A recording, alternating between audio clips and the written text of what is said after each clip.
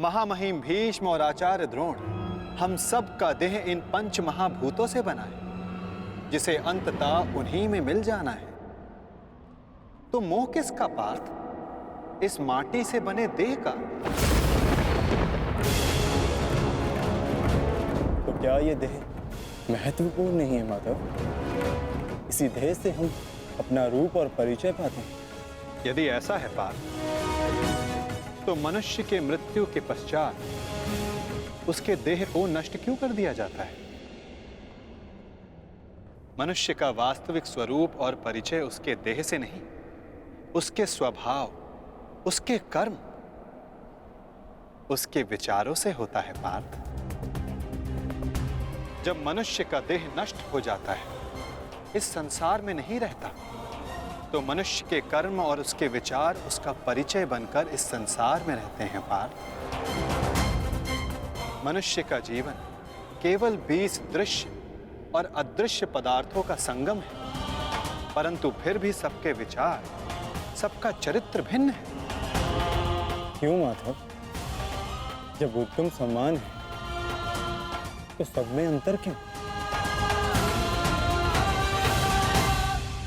कारण है 3 गुण, रजोगुण, सत्वगुण और तमोगुण। ये 3 गुण क्या है माधव? तमस का अर्थ है अंधकार, अर्थात प्रकाश का अभाव। विचार के प्रकाश के अभाव में केवल शरीर की इच्छाओं के अधीन होकर जीना तामसिक व्यवहार कहलाता है पार्थ। पशु, पक्षी, जल, जीव, ये सब इसी श्रेणी में आते हैं पार्थ। और सत्व का अर्थ है ज्ञान का प्रकाश, जो सत्य का, धर्म का, नीति और परंपराओं का विचार करके जीवन जीता है, उसे सात्विक जीवन कहते हैं पार्थ। और इन दोनों गुणों के मध्य होता है रजोगुण, अर्थात ऐसा मनुष्य जिसमें ज्ञान है, विचार करने की शक्ति है, परंतु वो मन और शरीर की क्षुद्र इच्छाओं से बंधा रहता है। ऐसा मनुष्य रजस अर्थात अहंकार के साथ जीता है। इन्हीं तीनों गुणों की न्यून या अधिक मात्रा के मेल से मनुष्य का स्वभाव बनता है। प्रत्येक मनुष्य दूसरे मनुष्य से भिन्न होता है। उधर देखो पार्थ, कौन दिखाई देता है? दुर्योधन और दुशासन। अब दुर्योधन के भीतर स्थित गुणों का विश्लेषण करो पार्थ। धर्म जानते हैं, परंतु उसका वहन नहीं करते। अहंकार इनके जीवन का केंद्र है, अर्थात तमस की मात्रा न्यून है और रजस गुण की अधिक,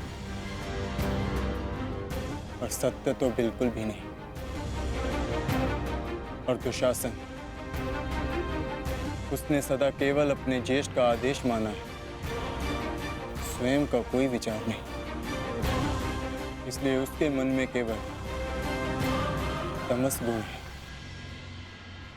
अब महामहिम को देखो पार्थ, सत्व के साथ तमस के अद्भुत मेल को देखो। उनमें अहंकार नहीं है, परंतु पुरातन परंपरा और प्रण से बंधित है। आवश्यकता पड़ने पर भी परंपरा का त्याग नहीं कर सकते। और उधर आचार्य द्रोण को देखो पार्थ, ज्ञान और अहंकार का संगम। ज्ञान उनको मुक्त करने को आतुर है, परंतु अहंकार उन्हें मुक्त होने नहीं देता।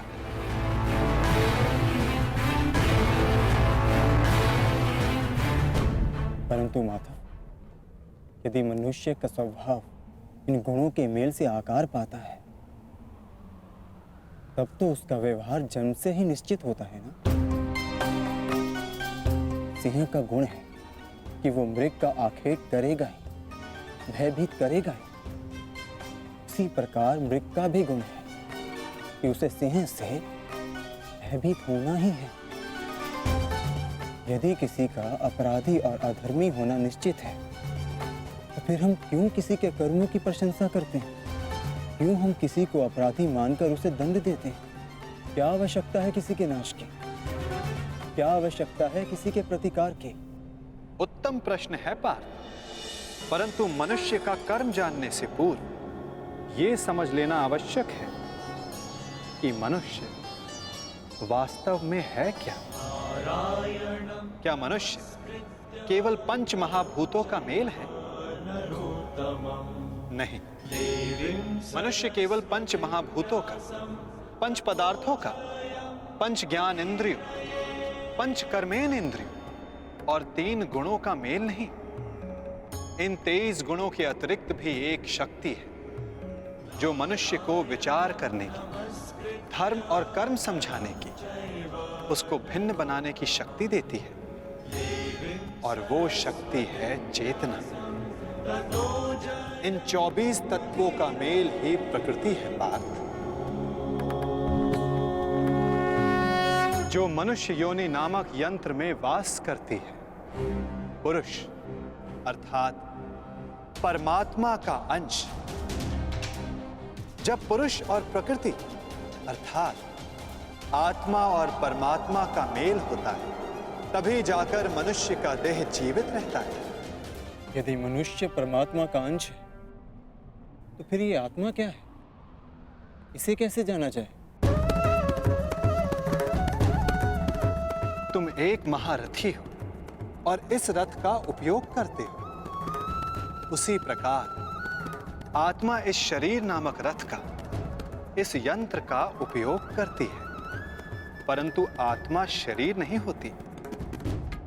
एक रथ के टूट जाने पर जिस प्रकार रथी का नाश नहीं होता, उसी प्रकार शरीर के नष्ट हो जाने पर आत्मा का नाश नहीं होता।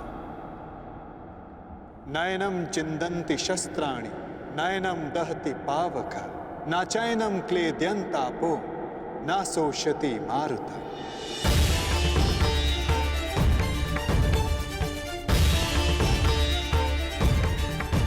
आत्मा को ना कोई शस्त्र छेद सकता है, ना अग्नि उसे जला सकती है, ना जल उसे डुबो सकता है, ना वायु आत्मा को सुखा सकती है।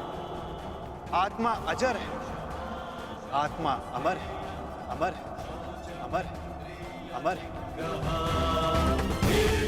आत्मा शरीर से जुड़े होने के पश्चात भी वो शरीर से अलग है। ना हन्यते हन्यमाने शरीरम पार्थ। शरीर की हत्या की जा सकती है, परंतु आत्मा की हत्या नहीं की जा सकती। वो अचल है, स्थिर है, वो सनातन है, सर्वव्यापी है।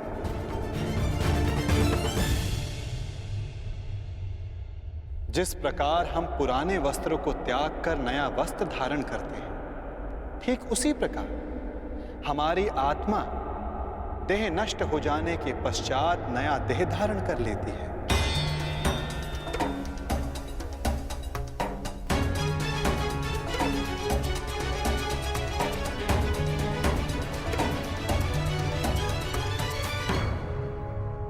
परंतु स्वयं को देह ना जानकर मैं आत्मा को कैसे जान सकता हूं माधव?